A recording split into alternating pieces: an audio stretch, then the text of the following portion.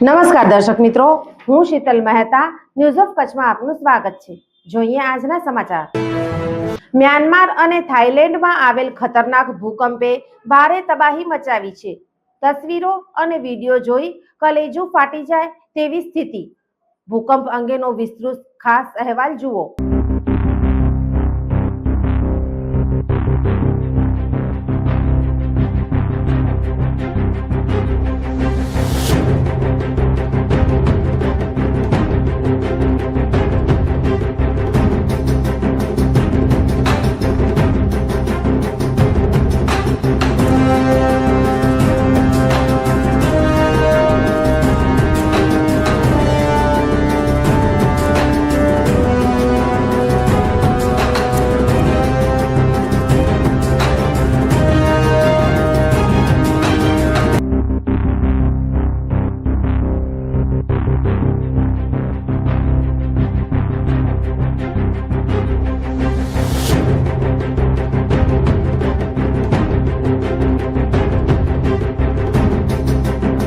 આજે ભારતની બાજુમાં આવેલ મ્યાનમાર, જૂનું નામ બર્મા તથા બેંકોક વગેરે વિસ્તારમાં 7.7ની તીવ્રતાનો ભૂકંપનો આંચકો આવ્યો।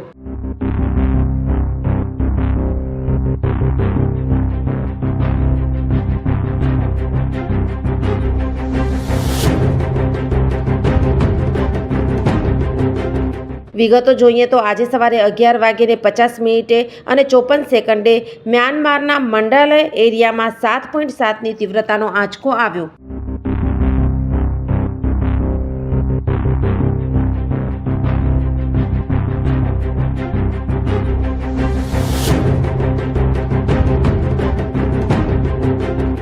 આ ભૂકંપનો ઉદ્ભવ દરિયાની સપાટીથી 10 કિલોમીટર નીચેથી થયો હતો, જે 95.55 અક્ષાંશ અને 22.00 રેખાંશ ઉપર આવેલ છે।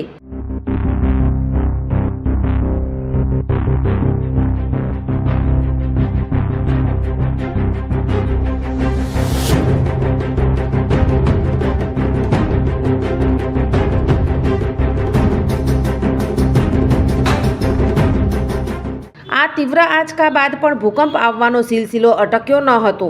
વિગત જોઈએ તો 12:02 6 થી 6:30ની તીવ્રતાના 2 આંચકા આવ્યા હતા।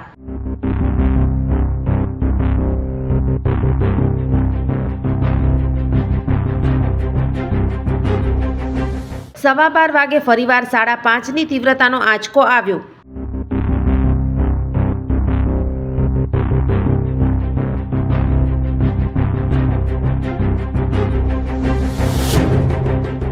ફરીવાર 12:57 અને 5.3ની તીવ્રતાનો આંચકો આવ્યો।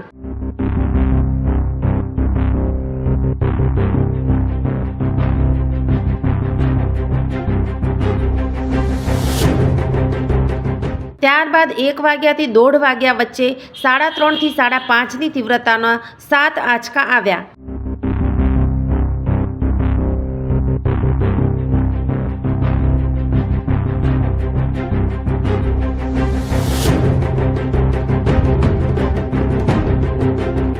આંચકાનો સિલસિલો ચાલુ જ રહ્યો।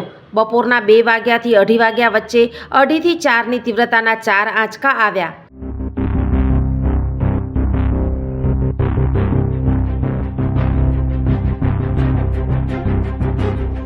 ત્યારબાદ 3 વાગ્યાની આસપાસ 4:30ની તીવ્રતાના 2 આંચકા આવ્યા।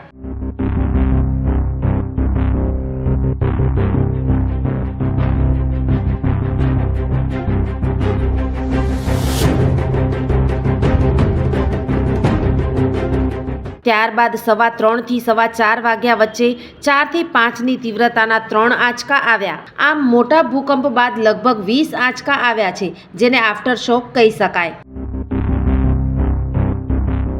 મ્યાનમારનો વિસ્તાર યુરેશિયન પ્લેટ, ઇન્ડિયન પ્લેટ અને બર્મા માઇક્રો પ્લેટની વચ્ચેનો વિસ્તાર છે।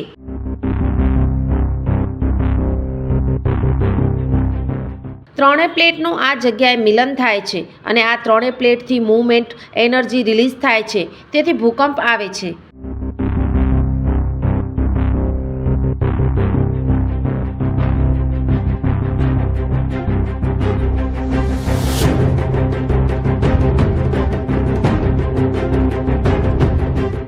મ્યાનમારમાં ભૂકંપ આવવો નવાઈની વાત નથી.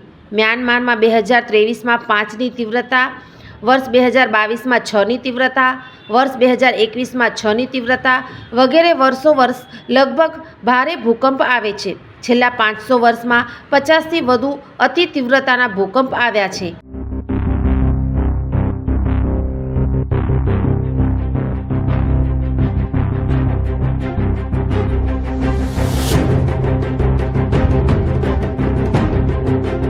હાલ મ્યાનમારમાં જે ભૂકંપ આવ્યો તે દરિયાની સપાટીથી 10 કિલોમીટર નીચેથી સર્જાયો હતો. કચ્છમાં 2001માં આવેલ ભૂકંપ દરિયાની સપાટીથી 16થી 23 કિલોમીટર ડીપ હતો.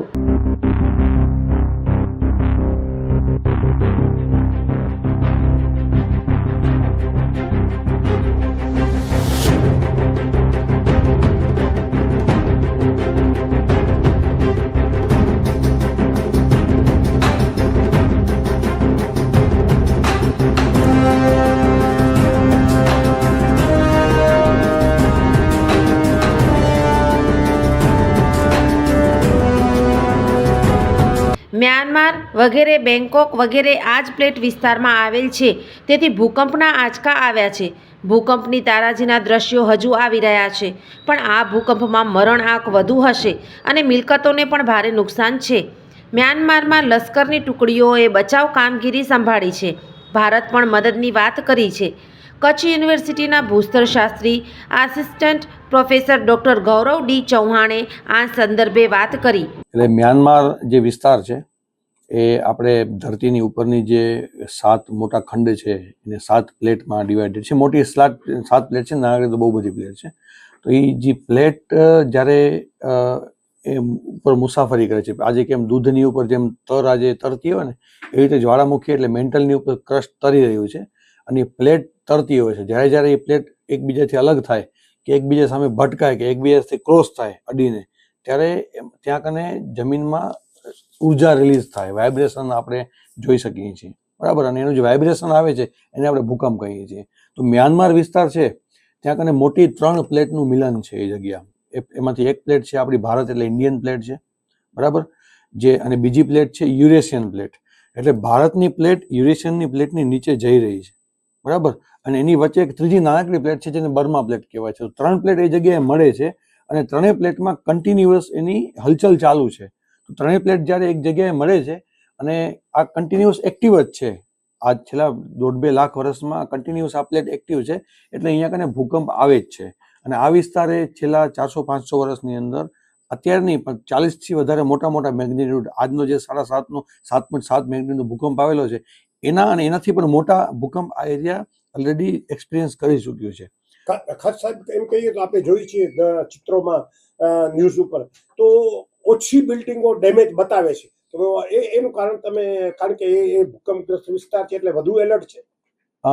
એક્ઝેક્ટલી આ એરિયાનો તમે હિસ્ટોરિકલ ડેટા જોશો તો છેલ્લા 10 વર્ષ જ્યારે ડેવલપમેન્ટ ફાસ્ટ થઈ ગયું છે વર્લ્ડમાં, છેલ્લા 2000 પછીના વર્ષોમાં પણ અહીંયા કને મોટા ભૂકંપ 4થી 5 આવી ગયા છે. અને આની હિસ્ટ્રી જોશો તો છેલ્લા 100 વર્ષની અંદર પણ 20થી વધારે મોટા ભૂકંપ આવેલા છે. એટલે આ લોકોને ખ્યાલ જ છે કે એ લોકો એક મતલબ કચ્છથી પણ એક્ટિવ ઝોનમાં રહી રહ્યા છે. કચ્છની અંદર તો હર 40-50 વર્ષે મોટા ભૂકંપ આવે છે, પણ મ્યાનમાર વિસ્તારમાં તો હર 1.5-2 વર્ષે ભૂકંપ આવે છે. હમણાં ગયા વર્ષે ત્યાં ભૂકંપ હતો, 21માં ત્યાં ભૂકંપ હતો. તો એ લોકોને ખ્યાલ જ છે અને એ લોકોના કન્સ્ટ્રક્શન અર્થક્વેક રેઝિસ્ટન્સ કન્સ્ટ્રક્શન છે, જેથી આ જે પણ ભલે ભૂકંપ બહુ મોટો છે પણ એની જે નુકસાન છે એ ઓછું છે. એનું કારણ એ છે કે ત્યાંના લોકોને સમજ છે કે એ લોકો એક ભૂકંપના એલર્ટ એરિયામાં રહે છે, વિસ્તારમાં રહે છે અને એ લોકોને એ પ્રમાણે કન્સ્ટ્રક્શન ડેવલપમેન્ટ કરવું જોઈએ. ખાસ કરીને અને આપણે કઈ રીતે વિશિષ્ટ રીતે મૂલવી શકીએ કે આ ભૂકંપ અત્યારે આવ્યો છે? આ ભૂકંપ અત્યારે આવ્યો એટલે આમાં શું છે કે અર્થક્વેકની એક સાયકલ હોય છે કે અર્થક્વેકની અંદર કોઈ પણ એક ફોલ્ટ હોય એની અંદર ઉર્જા ભેગી થાય છે અને અમુક ટાઈમ પછી રિલીઝ થાય છે. આપણે કુકરમાં પહેલી વાર જ્યારે કુકરમાં ખીચડી ચડાવીએ ત્યારે એક ટાઈમ થાય એટલે કુકરની સીટી વાગતા વાર લાગે. પછી તમે ગેસ જો એક પરફેક્ટ માપ ઉપર રાખ્યો હોય તો એ આપણે ખ્યાલ જ હોય કે હર 30 સેકન્ડે સીટી વાગે. એને એ સાયકલ કહેવાય સ્ટ્રેસ રિલીઝની. એવી રીતે જ આજે મ્યાનમારની જે ફોલ્ટ લાઇન છે, બરાબર, જ્યાં ભૂકંપ આવે છે એની સાયકલ જ છે કે ત્યાં કારણે હર 1.5 થી 2 વર્ષે એક મોટા 5.5 થી કરીને 4.5, 5.5 અને ઘણીવાર મોટા મેગ્નિટ્યુડ અર્થક્વેક આવે જ છે. તો આ અર્થક્વેક તમે જોવા જાઓ તો 1.5 થી 2 વર્ષમાં આ લોકોએ 5 થી મોટા મેગ્નિટ્યુડના અર્થક્વેક અહીંયા કને એક્સપિરિયન્સ થયા જ છે. એ રીતે આજે આવેલ ભૂકંપ સમગ્ર ભારતના અને ખાસ કરીને કચ્છના લોકોમાં ચિંતા તથા ચર્ચા જગાવી છે. સોફ Kutch power by Opal electronics, LG best shop, Vijaynagar road Bhuj, Rambagh road Adipur.